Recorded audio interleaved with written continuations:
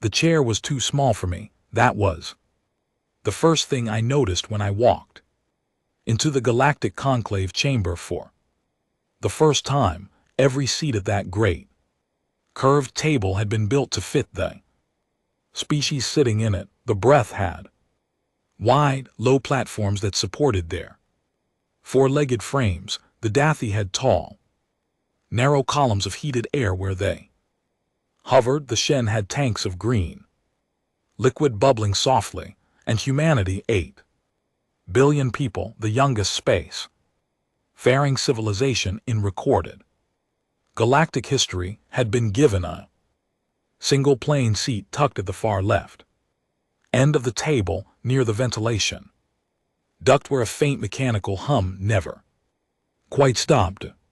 I sat down in that chair, adjusted my jacket, opened my data pad, and smiled at the alien sitting nearest to me, a small gray-skinned creature from the Melis Federation who looked back at me with the expression of someone noticing a pigeon that had somehow wandered into a courtroom. My name is Kale Marrero. At the time I was 29 years old, a junior diplomatic aide under Ambassador Grace Yun, and I was the only human being in that chamber who had never once been to space before this assignment. I had studied political theory at Oxford Interplanetary Relations at the Geneva Institute and had spent 3 years reviewing translated alien legal texts in a windowless office in New Delhi. I was by every reasonable measure completely unprepared for what I was about to see. Ambassador Yun had warned me the night before. She was a small woman in her 60s, with silver hair cut short and a habit of speaking very quietly so that people had to lean in to hear her. We had been sitting in the human embassy's narrow dining room eating noodle soup she had made herself on a small electric stove she kept in her office. They are going to say something tomorrow, she told me, that will make you want to stand up and shout. What kind of something? I asked. The kind that is designed to make you stand up and shout, she said. That is the point of it. Do not stand up, do not shout, eat your soup and write it down. I ate my soup, I wrote it down. I am getting ahead of myself. Galactic Conclave met every 30 days. Its great chamber aboard the station, known as the Forum, a structure the size of a small moon orbiting a dead star at the edge of the fifth arm of the Milky Way. 41 species were represented at that table. 40 of them had been space-faring. For at least 300 years, humanity had been in space for 81 years, which, as Breath Ambassador Doric had said at our welcoming session 4 months earlier, was approximately the length of time it takes a breath child to learn to read. The remark had drawn polite laughter from around the table. Ambassador Yun had smiled and said, how charming, and written something in her notes. I had looked at what she wrote later. It was Doric's full name, his title, the precise phrasing he had used, and the timestamp down to the second. Nothing else. The session that morning was about the contested resource rights in a system called Arc 7, a cluster of asteroid belts rich in materials that 3 species were claiming simultaneously. Humanity had no direct stake in Arc 7. We were there to observe, and in Yun's words, to be seen. Observing, to exist in that room as a reminder that we existed at all. The debate had been going on for 2 hours. When Doric rose from his platform, he was enormous, even by breath standards. Nearly 3 meters tall, with a deep purple hide and 4 pale eyes arranged in a flat horizontal line across his face. The breath had ruled the largest single block in the conclave for over 2 centuries. When Doric stood, the room quieted. He did not speak about Arc 7. He spoke about us. It has come to the attention of the Dominion, he said in the flat universal translation that the chamber systems produced that the human colony on the moon designated Kepler secondary has been conducting mineral surveys within range of breath claimed space. This is a violation of the outer fringe accord section 12 clause 7. I felt my jaw tighten. I kept my face perfectly still. Kepler secondary was not a large colony, 3,000 people mostly, families of researchers and a few thousand who had gone there simply because it was one of the first places humanity had been allowed to settle. Beyond our own solar system, it was to the humans who lived their home, it was to the breath a bargaining piece. The Dominion requests that the human colony on Kepler secondary be recalled, Doric continued, and that the moon be returned to neutral territory under conclave administration. I looked at Yun. She was writing in her notes. She did not look up. Furthermore, Doric said, and here his voice carried just the smallest edge of something I had no word for at the time, a tone designed not to threaten, but to diminish. The Dominion would remind this chamber that the human species, while welcomed as observers, remains among what we might generously call the Mayfly civilizations, young, brief, and still learning which stars are theirs to touch. The laughter this time was not polite, it was genuine. I heard it ripple through the translation feeds from a dozen species who found it genuinely amusing.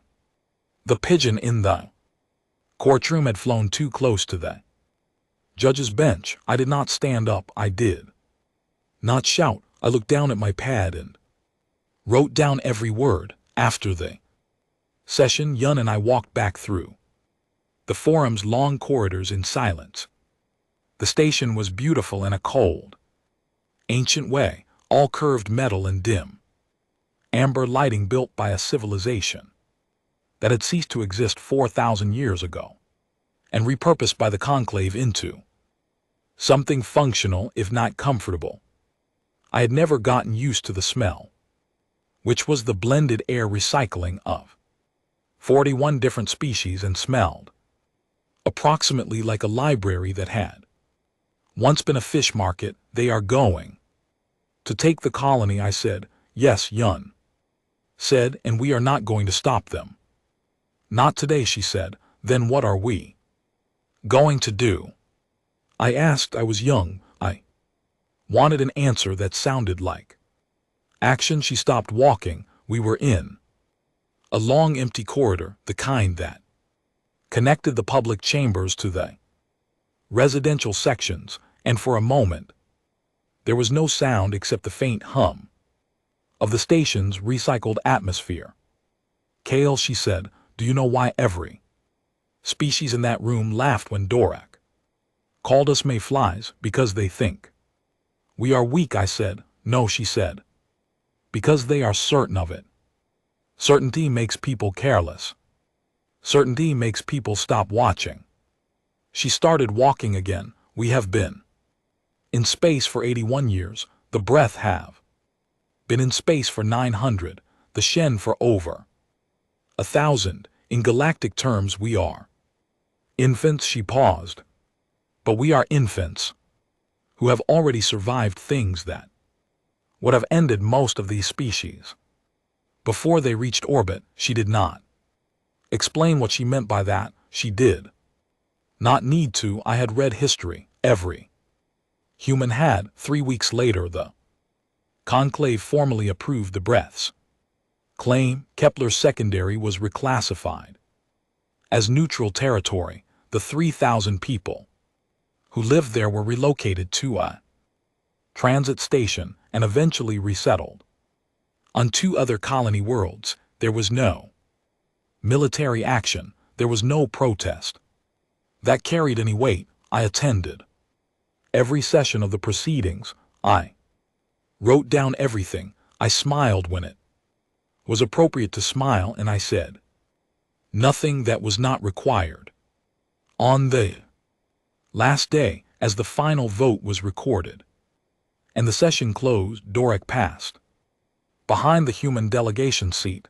He did not speak to us. He did not need to. The space he occupied as he walked past, the unhurried ease of it was the message. I watched him go. I wrote the time in my notes on the transport back to the human embassy section. I sat alone and read through everything I had recorded. In 4 months, the jokes, the dismissals, the carefully worded clauses in procedural documents that quietly kept humanity out of votes that mattered, the seating arrangement that put us beside the ventilation duct, the tone in Dorek's voice, all of it carefully noted, timestamped, organized. I sent the complete file to the Department of Interplanetary Affairs on Earth, flagged urgent, with a single line of summary. At the top, the line read, "They believe we are nothing. We should let them keep believing that." I did not hear back for 6 days. When I did, the response was a single word from the director's office. It said, "Understood." That was the beginning. I did not know it then. None of us knew how far it would go, or how long it would take, or what it would eventually cost. I only knew that I went back to my small human-sized chair the next session and sat down in it without complaint, opened my pad and waited. Patience, Yun had said, was our oldest weapon. I was beginning to understand what she meant. We did not have the ships the breath had. We did not have the centuries of accumulated power that the Shen had. We did not have the diplomatic networks that the Dathi had built across 400 years of careful alliance building. But we had been surviving impossible things since before we had words for them. We had outlasted ice and drought and every kind of catastrophe our own planet had thrown at us. We had built civilizations in deserts, on frozen tundra, on islands in the middle of vast oceans with no land in sight. We had disagreed with each other violently for thousands of years, and somehow imperfectly found our way to something that held together. 81 years in space was nothing. We were just getting started. Across the chamber, Dorek sat in his wide, comfortable platform and spoke in the confident voice of a species that had never once been afraid of us. I watched him and I thought about Yun's word, certainty. The most dangerous thing in the universe was a powerful species that had decided it already knew everything it needed to know about you. I smiled at the pigeon thought and went back to my notes. There was a great deal left to write down. The Verith flagship resolution of dominance was the largest ship I had ever stood inside, and I had stood inside some very large ships by the time I boarded her. This was 7 years after that first session in the conclave chamber.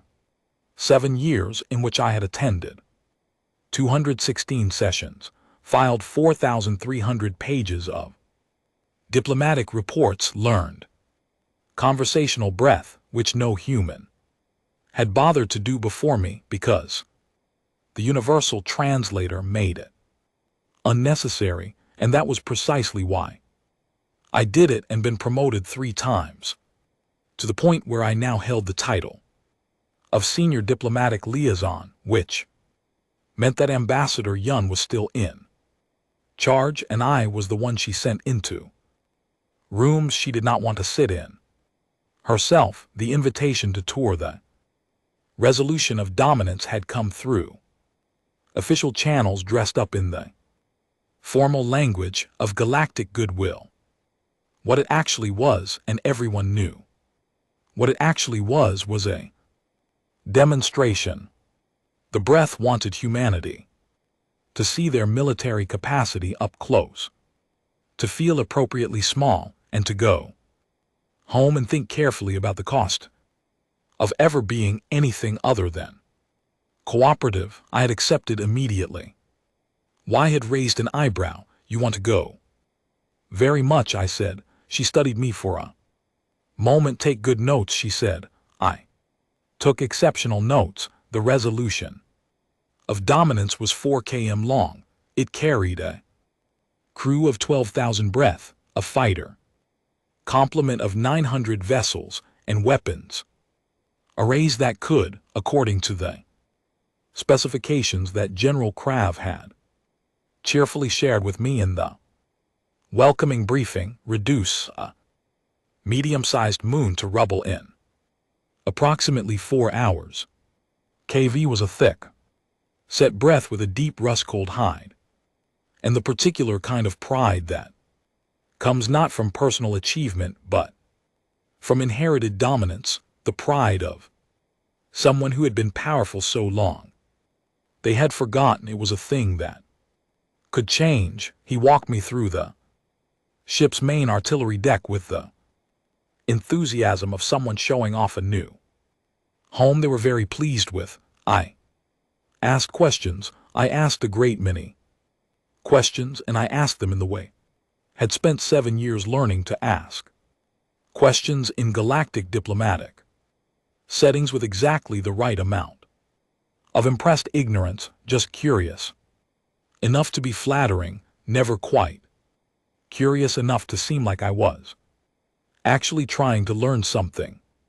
And the reload cycle on the primary arrays, I asked, pausing in front of a bank of enormous gun mechanisms that were currently in their dormant configuration, 40 seconds at full operational capacity, Krav said with the satisfaction of a person reciting a number they have always liked, faster than any comparable system in conclave space. Remarkable, I said. I wrote down 38 seconds in my notes because the dominant species always shave 2 seconds off the true number when they are trying to impress someone. It is a universal constant. The armor tour took 2 hours.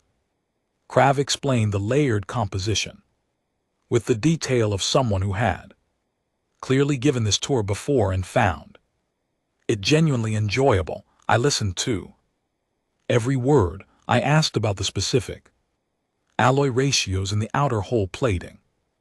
I asked about the geometry of the shielding arrays and whether the configuration had changed since the previous model. I asked about the ventilation layout in the lower decks, which Krav found an odd question until I explained that I found engineering systems fascinating, which was true. I also found the ventilation layout in the lower decks to be a significant structural weakness, but I did not mention that part. Between the artillery deck and the command bridge, we passed through a long maintenance corridor where a team of engineers was running diagnostics on a secondary power coupling. One of them looked up when we passed, a younger breath, perhaps a decade into her career by the look of her hide, which still had the lighter coloring of relative youth. She had pale yellow eyes, which was unusual for breath, and she looked at me not with the blankness that most breath directed toward humans, but with something I had not often seen in this species, genuine curiosity. Krav swept past her without acknowledgement. I slowed my pace just slightly. Are you the diagnostic lead on this section? I asked her in breath. She blinked, all 4 eyes in surprise. Yes, she said, I am. Engineer V. You speak our language? Badly, I said. I apologize for the accent. It is better than badly, she said, still looking at me with that openness that felt strange after 7 years of careful diplomatic distance. I have never spoken to a human before. Are you? She paused, choosing her word. Are you afraid? It was such an honest question that I almost laughed. Of what? I asked. Of all of this, she said, a small gesture that took in the ship, the corridor, the artillery deck behind us. Of us, I looked at her for a moment. She was young. She had asked the question the way a scientist asks a question, not to intimidate, not to diminish, but because she actually wanted to know the answer. No, I told her honestly, I am not afraid. I did not tell her why. I did not tell her that the reason I was not afraid was the same reason that a person who has spent 3 years studying a chessboard is not afraid of the pieces. I liked her too much for that. Krav had stopped at the end of the corridor and was looking back at me with a thinly veiled impatience. I nodded to VTH and moved on. The command bridge was exactly as impressive as Krav wanted it to be. I stood at the forward viewport and looked out at the stars and thought about what I knew. What I knew was this: for 7 years, while I had been sitting in the conclave chamber taking notes, a very large number of very serious people back on Earth had been doing things that made my note-taking look like a hobby. The Department of Advanced Systems Research, which officially did not exist, had been running continuous analysis on every piece of alien technology that had passed through diplomatic channels, every specification shared at a trade summit, every detail visible in the background of a communication feed, every question that seemed harmless to answer.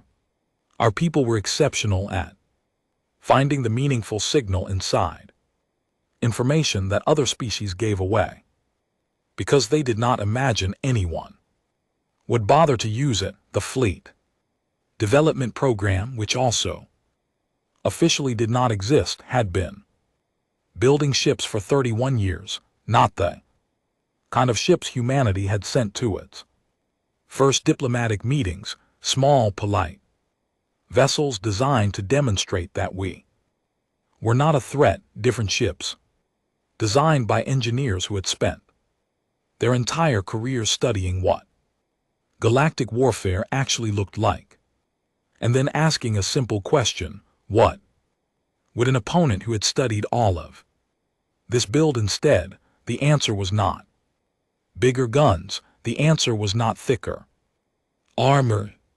The answer was something that the Vurith and the Shen and every other species who had been fighting their wars the same way for centuries had never had reason to think about: flexibility. The human ships were designed to change. Their weapon systems could be reconfigured mid-engagement. Their crew rotations were built around the assumption that a battle plan would be useless within 12 minutes of contact, and that the crew needed to be capable of generating a new one in 6. The pilots were trained in conditions that no other species used in training, because no other species had figured out how to make their people functional under that kind of pressure. Humans had been doing it to themselves for a very long time. I stood at the forward viewport of the resolution of dominance and looked at the stars and thought about the 31-year fleet. I thought about the engineers who had built it. I thought about the analysts who had spent their careers learning everything there was to know about how every major military power in the conclave actually fought, so that we would never have to be surprised by any of it. Behind me, Krav was saying something about the ship's targeting range. He quoted a number that I suspected was accurate this time, because it was large enough to be impressive on its own terms. I did not write it down. I already knew it. I had known it for 4 years. The Admiral tells me, Krav said, Mo moving to desk beside me at the viewport with the comfortable ease of a species that has never lost, that no human vessel currently in service could breach our hull plating. Is that so? I said. The Admiral is a thorough man, Krav said. He has reviewed your complete naval catalog. I nodded, slowly, still looking at the stars. I am sure he has, I said. What I did not say was that the naval catalog the Admiral had reviewed was the public one. It was an accurate document. It accurately described every vessel humanity had sent to diplomatic engagements, trade, conferences, and surveying missions. It did not describe the vessels that had never been sent anywhere yet. Krav was quiet for a moment, looking out at the stars with me. You are a calm people, he said finally. It was not a compliment exactly, it was an observation with a question folded inside it, the kind that powerful species make when they are trying to understand why something does not behave the way they expect it to. We have had a lot of practice, I said. I flew back to the Forum station that evening on a small human transport. I sat in the passenger section with my data pad open and wrote a full summary of everything I had seen and heard aboard the resolution of dominance, the armor composition, the reload cycles, the structural weak point in the lower deck ventilation, the command bridge layout, the targeting range, KR's confidence, which was real and not performed, the Admiral's thoroughness, which was genuine and pointed in the wrong direction. I also wrote about VTH. I noted her name, her position, her section, her question. I noted the quality of her curiosity, which had felt different from everything else I had encountered in 7 years of galactic diplomacy. I wrote, this one asks question because she wants to understand things. This is worth remembering. I sent the report through the encrypted channel to the Department of Interplanetary Affairs. I marked it routine. It was not routine. Almost nothing I had sent in the last 4 years was actually routine, but it was useful to have them filed that way so that anyone casually reviewing the archive would see a junior diplomat doing exactly what junior diplomats do, collecting information that seemed useful and sending it home in case someone smarter could figure out what to do with it. No one was casually reviewing the archive, but it was still good practice. I slept well that night. I always slept well in those years because I understood my job, and my job was not to stop anything that was happening. My job was to watch it happen clearly and without flinching, and to make certain that when the time came, no one on Earth was surprised. The time was not yet, but I had been paying close enough attention to know that it was coming.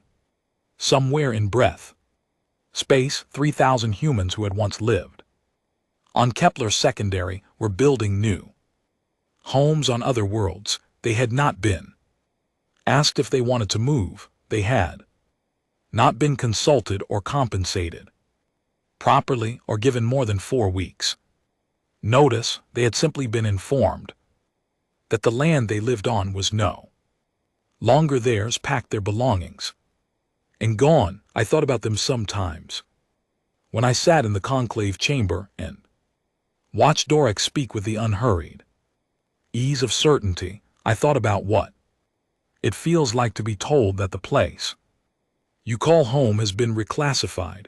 I thought about the particular kind of patience it requires to absorb that and keep going. Humans were extraordinarily good at that kind of patience.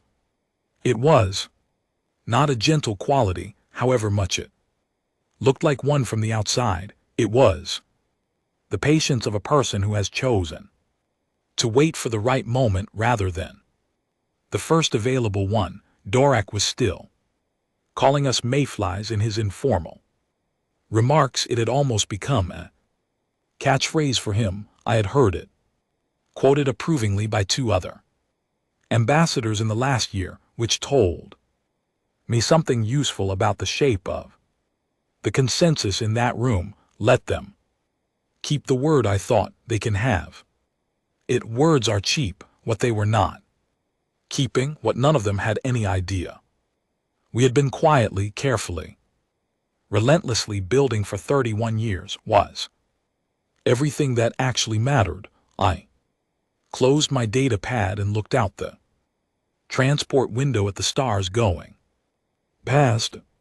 88 years in space now, the youngest civilization at the table, the seat near the ventilation duct. I wondered sometimes what Dvorak would have said if he had known, if he had understood what we had actually been doing in the quiet years while he was busy being certain about us. I suspected he would not have believed it. Certainty is a hard thing to shift. That is both its greatest strength and the precise nature of the problem it eventually creates. We were about to become a very significant problem. The transmission came through at 3:40 station time, which was the middle of what the forum's artificial cycle designated as night.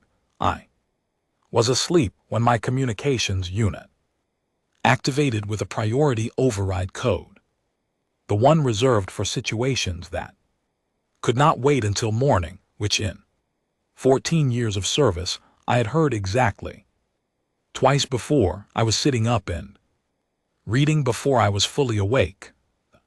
Message was 4 lines from the Earth Foreign Affairs Office, transmitted through the emergency relay. It carried a classification level I had not seen used in my career. It told me that a breath fleet of 41 warships had entered the Kepler's landing system at 200.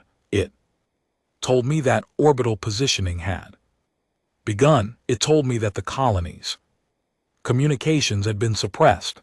The 4th line told me that Kepler's landing had a population of 812,000 people. I dressed in 2 minutes. I was in Ambassador Yun's office. In 4, she was already there.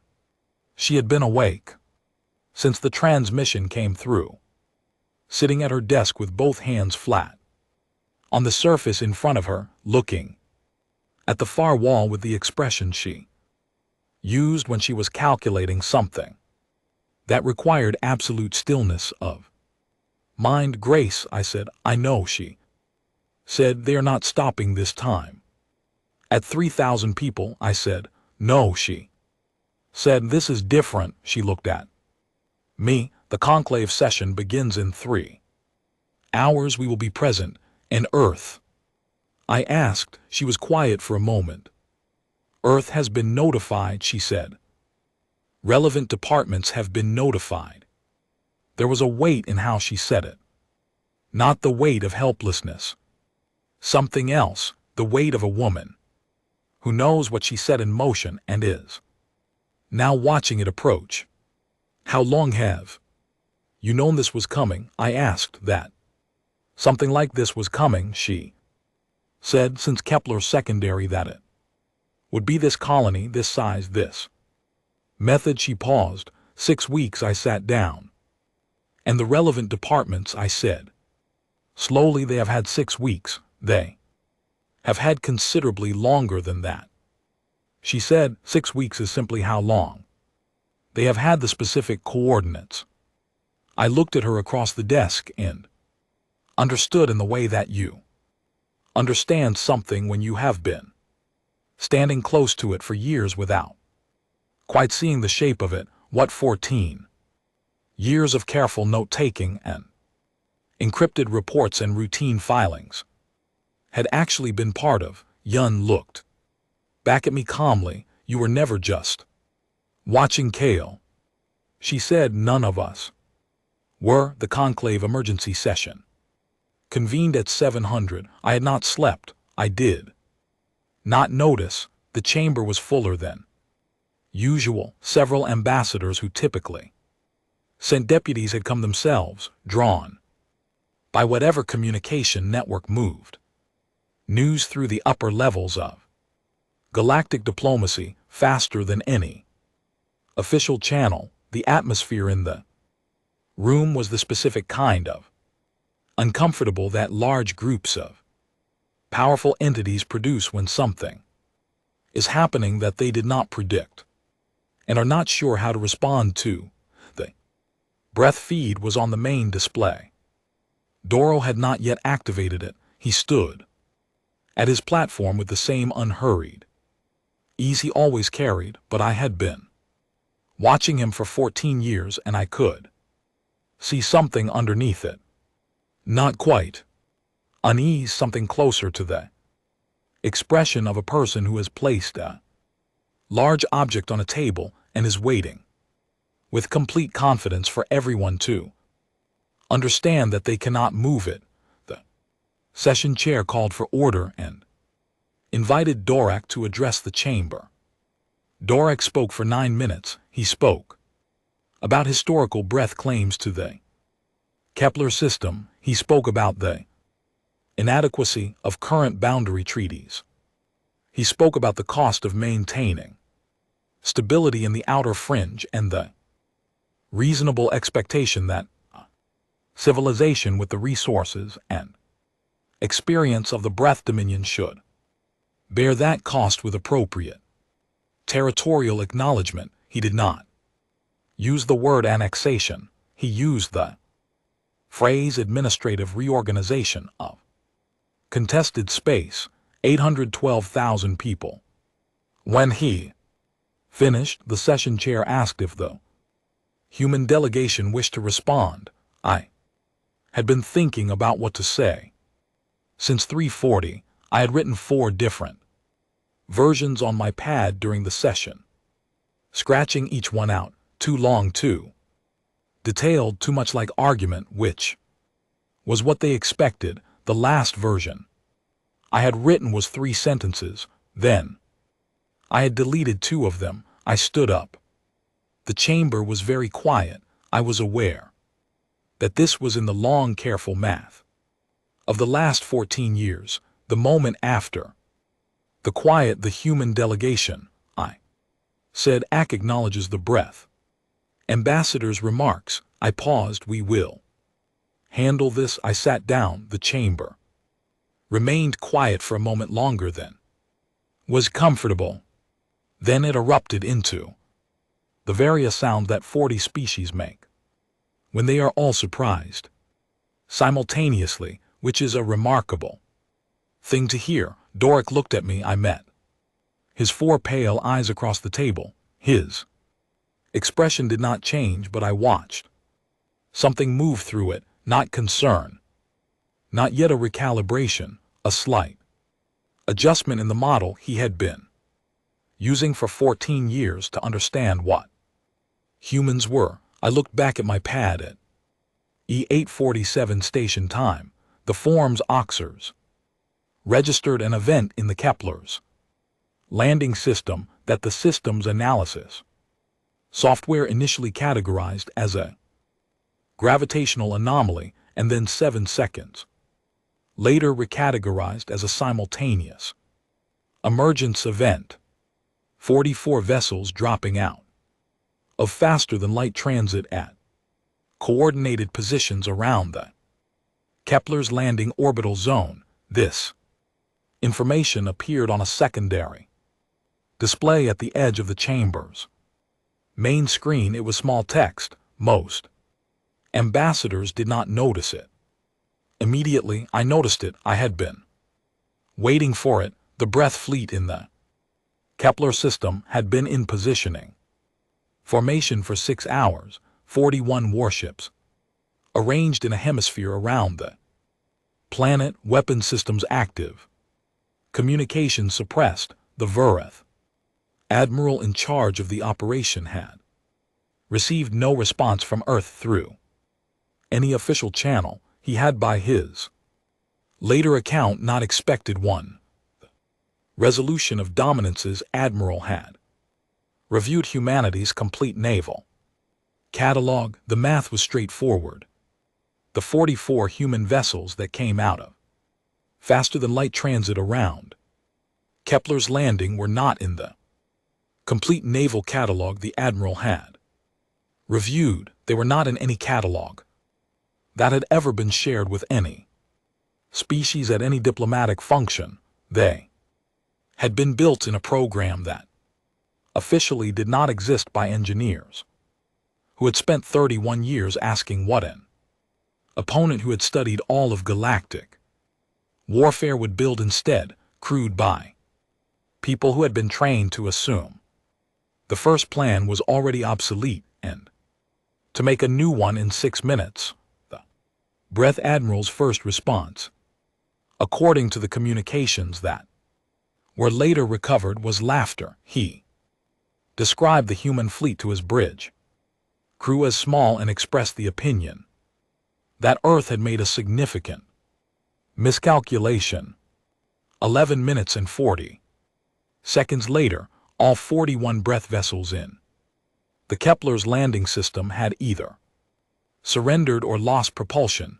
In the conclave chamber, the secondary display had been noticed by everyone. The room had gone absolutely silent in a way that 40 species in a room very rarely managed. Dora was standing at his platform reading something on a personal communication device, his 4 eyes moving across the screen with a stillness that was not calm. I stood up. Again, I walked to the podium, which I had never done before in 14 years. Human delegation did not use the podium. We sat in our seat near the ventilation duct and we observed and we wrote things down. I stood at the podium and I looked at the chamber, at the Shen in their green tanks, at the Dorothy hovering in their columns of warm air, at the Melis ambassador who had given me the pigeon look 14 years ago and was now looking at me with something very different, and I spoke. The human fleet in the Kepler's landing system has completed its operation. I said the colony is secure. The displaced citizens of Kepler secondary, who were relocated 6 years ago, are already en route back to the system. I paused. No civilians on either side have been harmed. Another pause. We will be transmitting a formal communication to the Breath home world within the hour. I would ask that this chamber remain in session to receive a follow-up briefing from the human delegation at that time. I walked back to my seat. Doric had not moved from his platform. He was still reading whatever was on his communication device. I watched him finish reading and set it down. He looked up and his 4 pale eyes found me across the table, and for the first time in 14 years of watching him, I saw something in his face that I had not seen there before. It was not anger, it was not fear quite. It was the specific expression of a person who has been certain about something for a very long time and has just been handed irrefutable evidence that they were wrong, and who has not yet finished the internal process of adjusting to this information. I held his gaze for a moment, then I looked down at my pad. I wrote Zone 903 station time operation confirmed complete. Kepler's landing secure. I wrote the time to the second, as Yun had taught me. On the main chamber display, the secondary feed had updated. The Kepler's landing system was showing the positions of the 44 human vessels holding steady in a protective formation around the planet. They were not advancing on anything. They were not positioning for further action. They were simply there, present and still in the way that a fact is present and still. Once it has been established, in the corridors of the forum station, I would later learn the representatives and aides of a dozen species were already sending urgent communications to their home governments. The messages in various languages and formats carried the same essential content. Something has changed. We need to discuss what it means. In the Kepler's landing system, 812,000 people were watching the ships through their windows and through their screens, and they did not know yet everything that had happened in the last 11 minutes and 40 seconds, but they understood the shape of it. They were still here. They were going to remain here and in a maintenance corridor aboard the Resolution of Dominance, which was not at Kepler's landing and which had nothing to do with this engagement, but which I thought about. Anyway, a young breath engineer with pale yellow eyes was almost certainly working her diagnostic shift and had not yet heard the news. I made a note to myself to find out when this was over whether Bait was all right. I did not know why that felt important. It simply did. The Verith home world was called Vreth Prime, which was either a remarkable coincidence of naming convention or a reflection of the fact that the breath had never particularly felt the need to be creative about such things. It was a large planet 4 times the mass of Earth, with a heavy reddish atmosphere and vast flat plains that stretched to the horizon in every direction. The seat of the breath government was a complex of low, wide buildings at the center of the largest plain, built in a style that was meant to convey permanence. Thick walls, no unnecessary windows, the architectural language of a species that had been making itself impossible to move for a very long time. I arrived with a delegation of 7. We landed at the official reception platform, which was large enough to accommodate a ship 4 times the size of ours, which I recognized as the standard Wraith method of communicating scale. A reception party of breath officials met us on the platform. Their faces carried the particular arrangement of features that the breath produce when performing a dignity they do not feel. I had spent 14 years learning to read breath faces, and this one was not difficult. They were afraid not of us exactly, of what we represented, which was the collapse of the certainty they had been living inside for 900 years. The delegation was led inside. The building smelled of mineral-heavy air and something that reminded me of old stone. The conference room we were brought to had a long table lower than a human table because breath preferred to sit in a way that placed their 4 legs on the ground and their upper body at a different angle than human anatomy produced, which meant that our delegation spent the entire meeting at slightly different heights, which was probably not intentional but was the kind of thing I noticed. The High Chancellor's name was Voss. He was older than Dorek, with a hide that had faded to a pale lavender at the edges, and he had the eyes of someone who had held power for a very long time and had spent much of that time watching other powerful entities do things he had predicted they would do. I suspected he was not accustomed to being surprised. He looked at me for a long moment when we sat down. "You are the one from the chamber," he said. It was not a question. "Yes," I said, "the one who said we will handle this," and sat down. He said, "Yes," I said. "I watched the recording 3 times," he said. "I was trying to understand what you meant by it." "I meant that we would handle it," I said. "We did. Voss was quiet for a moment. You lost nothing, he said. No ships, no personnel, 41 breath vessels. Disabled in 11 minutes, he paused. Yes. I said. Why, he asked. It was the same quality of question that VTH had asked me aboard the Resolution of Dominance. Not a challenge, not a negotiating position, a genuine inquiry.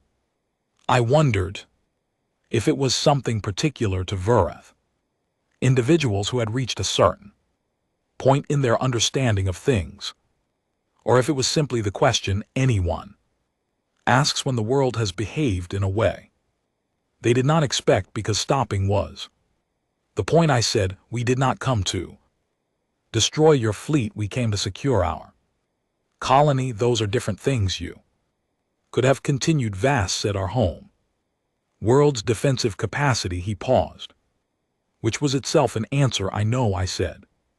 And you chose not to. We chose not to, I said. Voss looked at me with those old, calculating eyes. I do not understand your species, he said, and it was the most honest thing I heard from a VHT official in 14 years of diplomacy.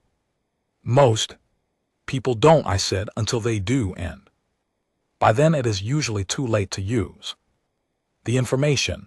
The terms we presented were read by my colleague, a methodical woman named Claire Ford, who had spent 8 years as a trade law specialist and had the gift of making complex documents sound inevitable rather than punishing.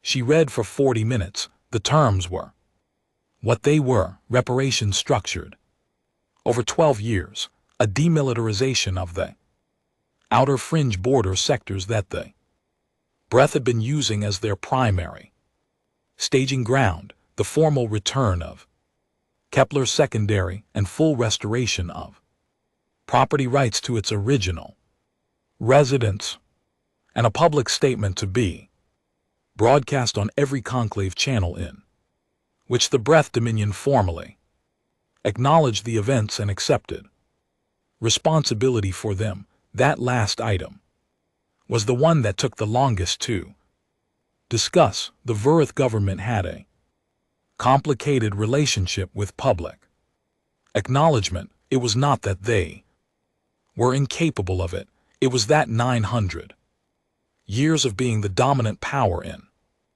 galactic politics had given them no practice in it. Powerful species rarely need to apologize. The mechanism atrophies. We spent 4 hours on the language of the statement. I let Claire lead most of it. She had pens for this kind of technical precision that I had always admired. I sat at the end of the table and drank the mineral water they provided and watched Voss's face as the afternoon wore on. Somewhere in the building's history, there must have been a moment when some Breath leader had sat in a room like this and given terms to a defeated species and felt exactly what Voss was apparently feeling now, the sensation of the world having shifted slightly under your feet, of standing in the same place you have always stood, and finding that the ground has a different texture than it did before. I thought about what it would be like to be 900 years old as a civilization and have this be the first time. I did not feel sorry for him, but I noticed the weight of it. The statement was finalized at the close of the 4th hour. It was not the statement the Breath had wanted to make, it was the statement that was required. Voss signed it without ceremony. One question, he said, after Claire had retrieved the signed document. Of course, I said. The fleet, he said, the one we did not know existed. How long? 31 years, I said. He looked at me. You were building it while you sat in that chamber, he said. We were doing a great many things while we sat in that chamber, I said. He was quiet for a long moment. We believed we understood you, he said. I know, I said. That was always going to be the problem.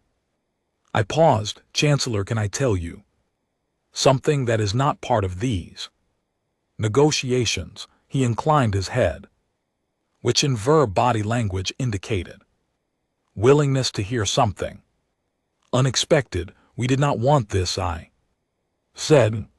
Not this specifically. We would have preferred to be left alone to build what we were building at our own pace and to have these conversations in 50 years instead of now when we were ready for them. We would have preferred that Kepler's secondary had never been touched and that Kepler's landing had never been threatened. I paused. We would have preferred that your admiral had not laughed. Voss said nothing. We are not interested in your territory, I said. We are not interested in controlling your trade routes or your border sectors or your seat at the conclave table. We built what we built because the universe required us to, not because we wanted an empire. Humans have tried empire. We know what it costs. I folded my hands on the table.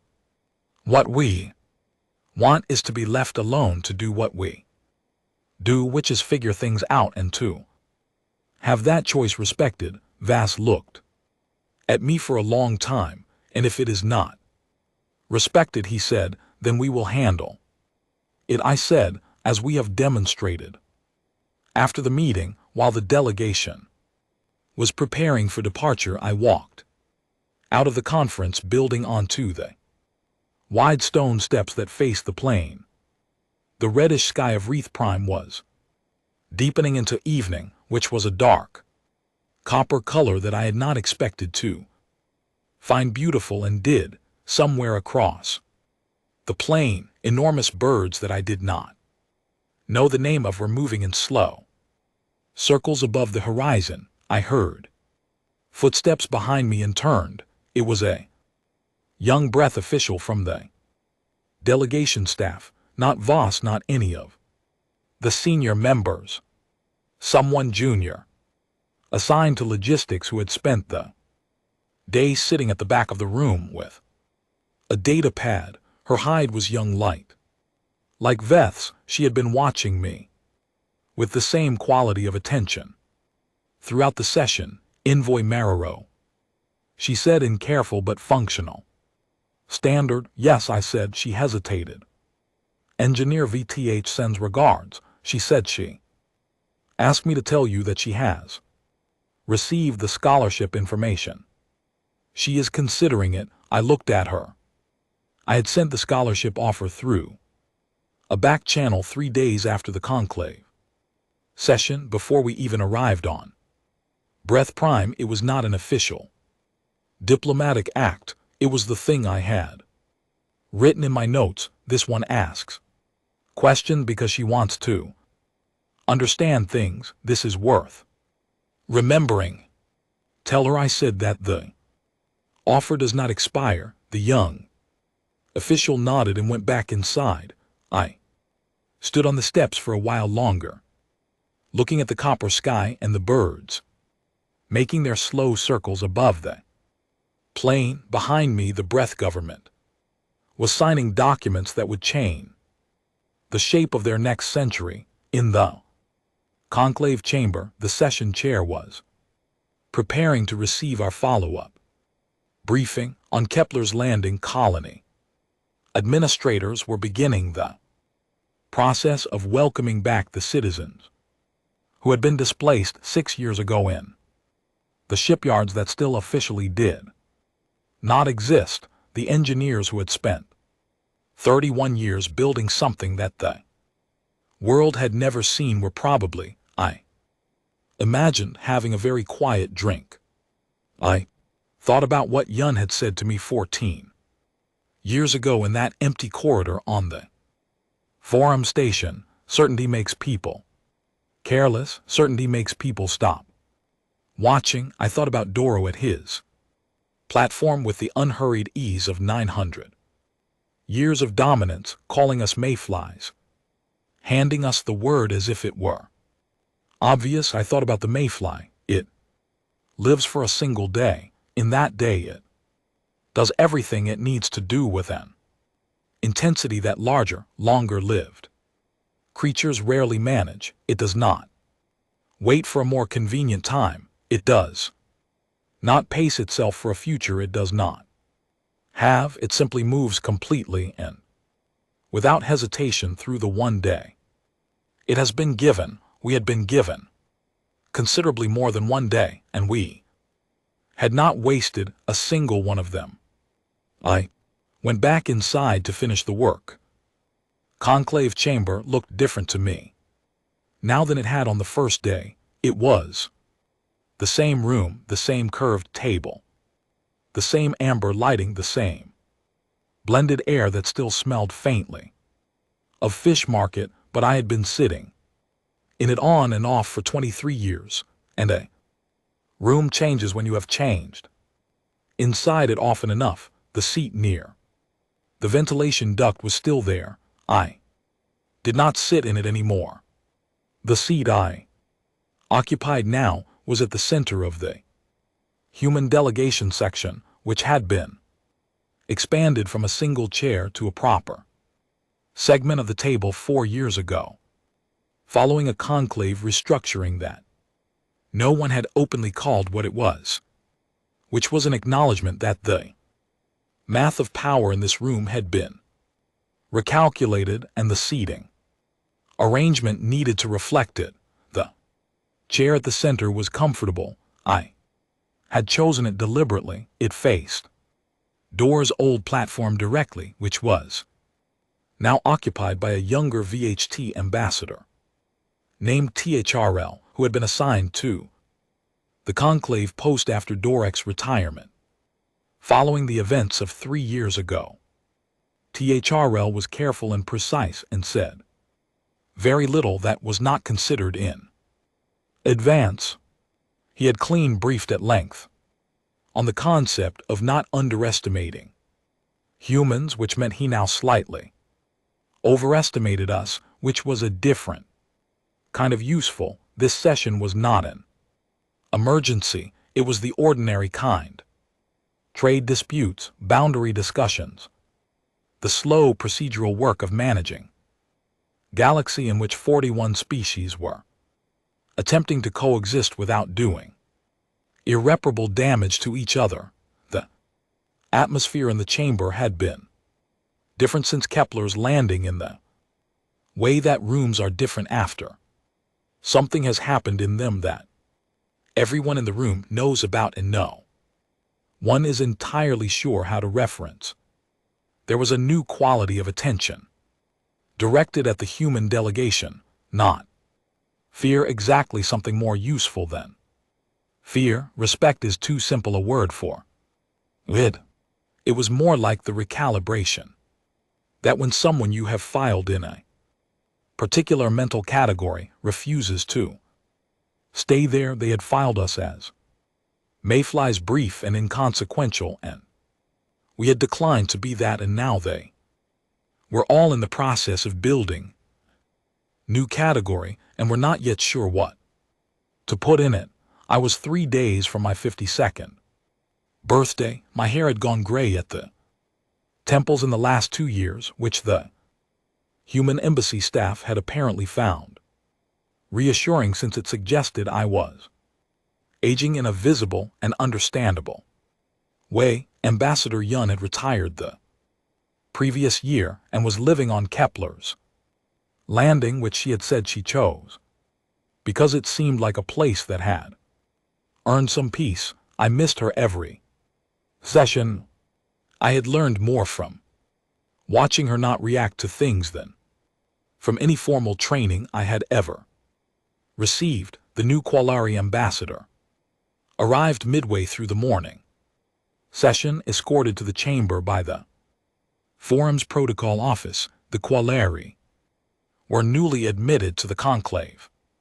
Their application had been approved 6 months ago, making them the 42nd species at the table and the newest members since humanity had joined 23 years earlier. They were tall, thin-limbed beings with a luminescent quality to their skin that shifted slightly, depending on their emotional state, which made them very readable once you knew the color codes in which they were reportedly working very hard to control in diplomatic settings because they found it professionally embarrassing.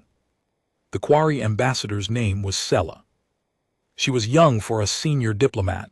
The Qualari had a different developmental timeline than most species in the conclave, and what read as young by their standards was more experienced than it appeared. She had been in the chamber for 2 hours before she spoke to anyone, not part of the protocol process, and when she finally did speak, she spoke to Thrill, which made sense given that the breath were the dominant block and new ambassadors generally sought the gravitational center of the room first.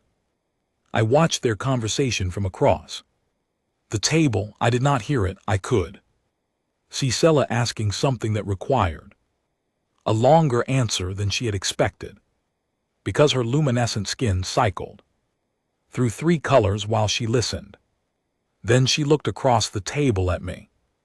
I nodded at her. She held my gaze for a long moment, then looked back at Thrill, who was still speaking. During the break, I found them both in the corridor, adjacent to the chamber where the forum provided a rather poor assortment of refreshments that most species had given up trying to enjoy, but continued to take out of something like diplomatic politeness. Ambassador Mariro Thrl said with the careful precision he brought to all human interactions. The Quilari ambassador was asking about the history of human participation in the conclave. I was providing context. I heard you were being thorough, I said, which was true. I had caught a fragment of his explanation through the translator as I approached, and what Thrl had been telling Sela about human participation in the conclave was accurate, detailed, and completely devoid of the kind of subtext that made it meaningful. He had described the events of 3 years ago the way one describes a weather pattern, true and empty of the thing that made it matter.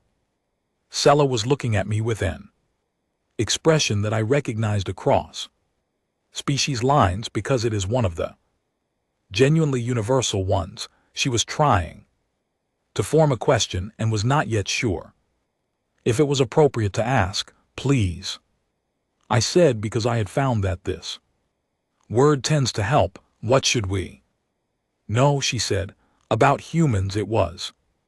I reflected.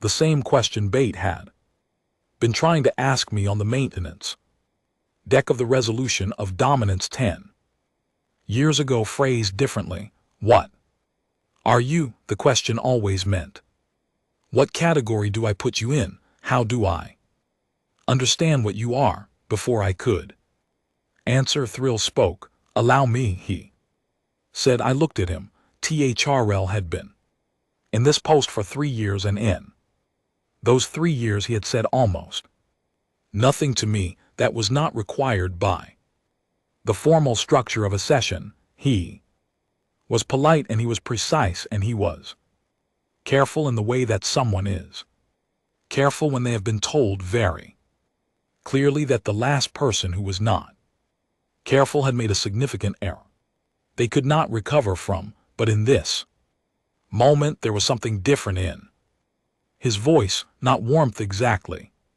Breath.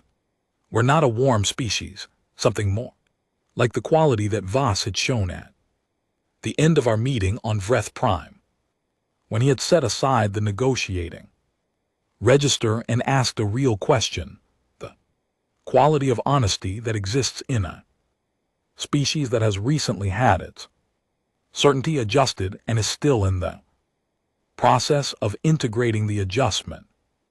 The Quailer ambassador asked a question that I answered accurately. Thrl said, but I did not answer it fully. He paused. I was providing context for What humans did, I did not explain what humans are. Sela's skin shifted colors.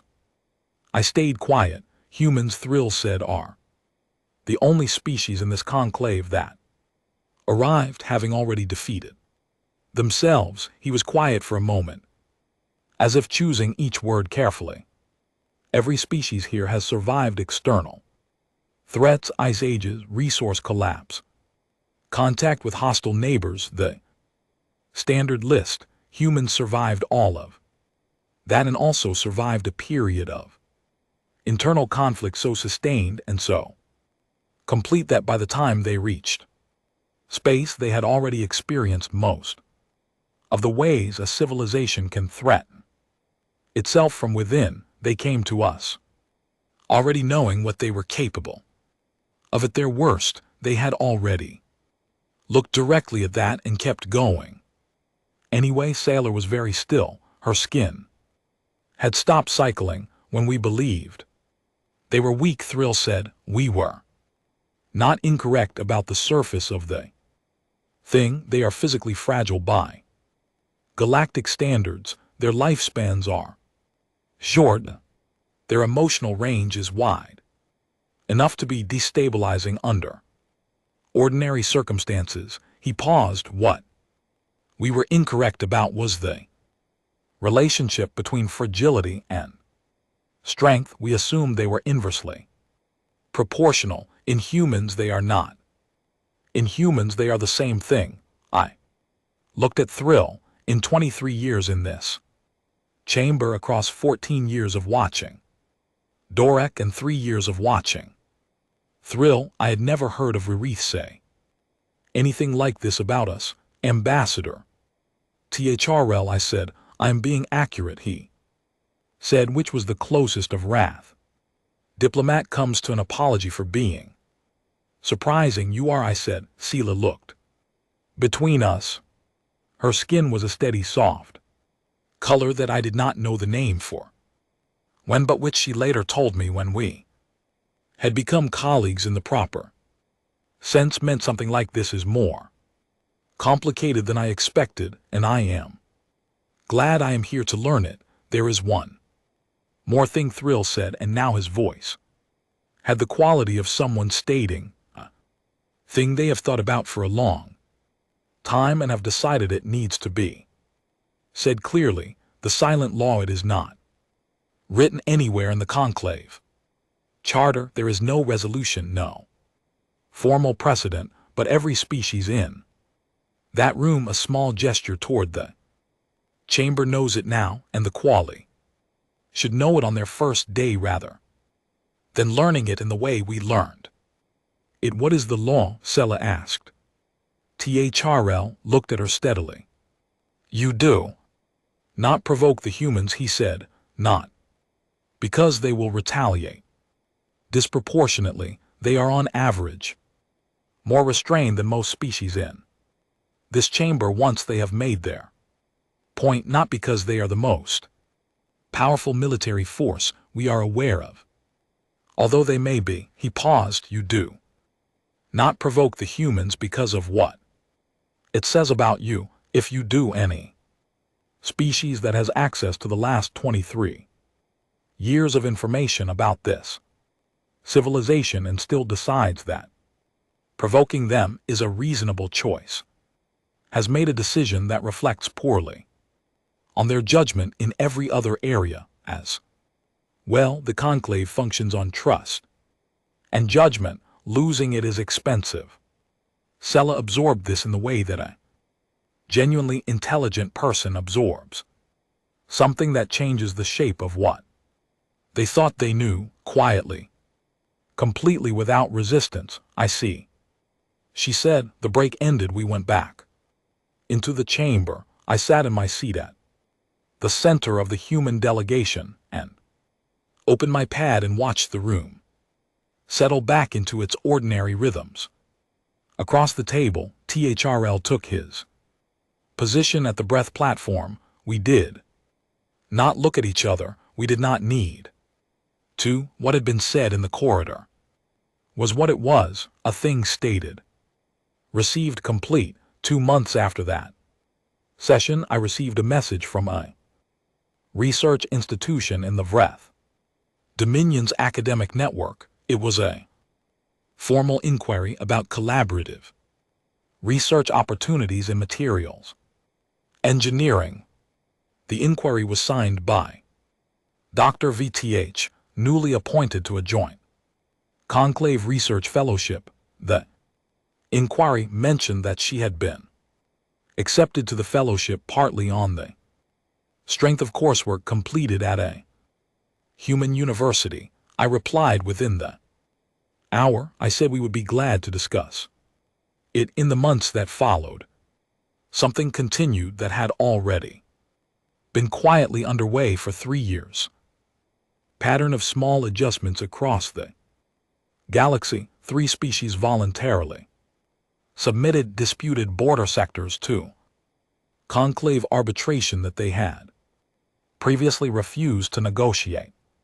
2 others contacted the human delegation, requesting what they carefully called technical consultations on their defensive infrastructure, which was a delicate way of saying that they wanted to understand the gap between what they had built and what it appeared at Kepler's landing, and they wanted to close it on their own terms before anyone else raised the subject for them.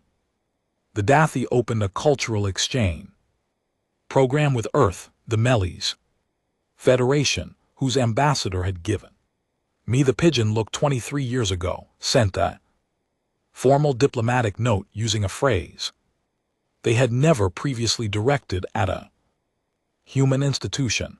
The phrase was valued partner. None of these things had been demanded, none had been negotiated. They were what happens when the shape of a room changes and the people in the room begin to move differently because the shape has changed. The galactic conclave had operated for 4 centuries on a set of assumptions about which species were capable of what. 3 years ago, those assumptions had been revised. The revisions were still working their way through every conversation, every allocation decision, every border survey, every trade clause. Yun had been right about everything, as she usually was. Let them underestimate us. It is our oldest weapon. The weapon had done what it was supposed to do, not by winning a war. The 11 minutes and 40 seconds at Kepler's landing was not a war, it was a demonstration, and there is an important difference. But by establishing clearly and without ambiguity that the category they had put us in was wrong, and that the correct category did not yet have a name, and that they would need to build one, I sat in my seat and looked at the chamber. 42 species at the table. The quarry Ambassador Sella was 2 seats to my left, in a spot that had been prepared before her arrival, a proper seat sized correctly, facing the center of the room. She was writing something on her pad, learning the room the way I had learned it, watching the faces, the pauses, the spaces between words where the real content lived. I thought about my first day in this chamber, the ventilation duct, the mechanical hum, the pigeon look from the Melas, Ambassador Doric's voice smooth and certain, coining his word for us. I thought about the word itself, mayfly, creature that lives for a single day and uses every second of it. I wrote in my notes, session 349, nothing unusual. See, learning well. After the session, I walked through the forum's long corridors toward the transport bay. The station was busy at this hour, aides and delegates moving between the chamber and the residential sections, the particular energy of a place that never entirely stopped working. I passed the corridor where Yun had stopped me 23 years ago and said what she had said about certainty. I stopped in the same spot For a moment, just a moment, I thought about all the things that were still being built. The exchange programs, the research collaborations, the slow, patient work of being a species that had proven it could not be dismissed and was now in the process of proving what it chose to do with that. The work was not finished, it was nowhere near finished.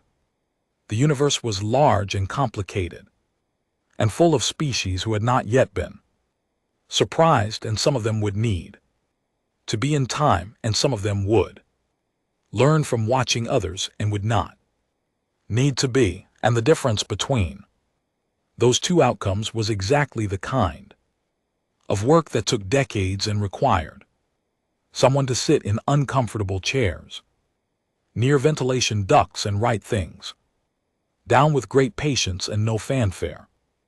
I started walking again.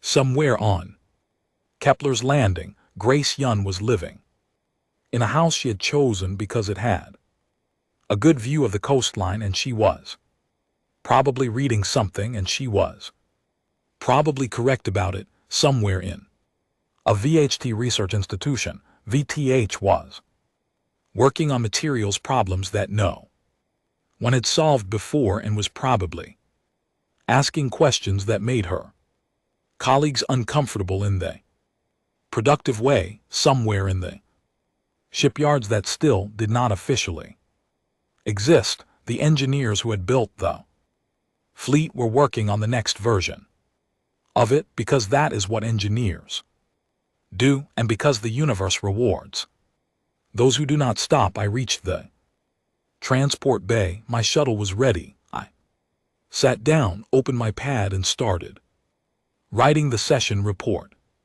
Outside the bay window, the stars were exactly where they always were, which is to say, everywhere, and very old and entirely indifferent to the dramas of the species moving through them. We had been moving through them for 88 years now. We had barely started, but we had started the right way. We had been patient when patience was called for, and decisive when the moment was right, and restrained when restraint was the thing that made the point. We had built in the quiet, and acted when ready, and stopped when stopping was the message. And then we had gone back to work. The shuttle lifted off. The forums fell away behind us, a brilliant structure against the dark, lit from within by the combined energy of 42 civilizations trying to understand each other, which is the oldest and most difficult project in the universe, and the only one worth doing indefinitely. I kept writing until the stars blurred into transit and the report was finished. There was always more to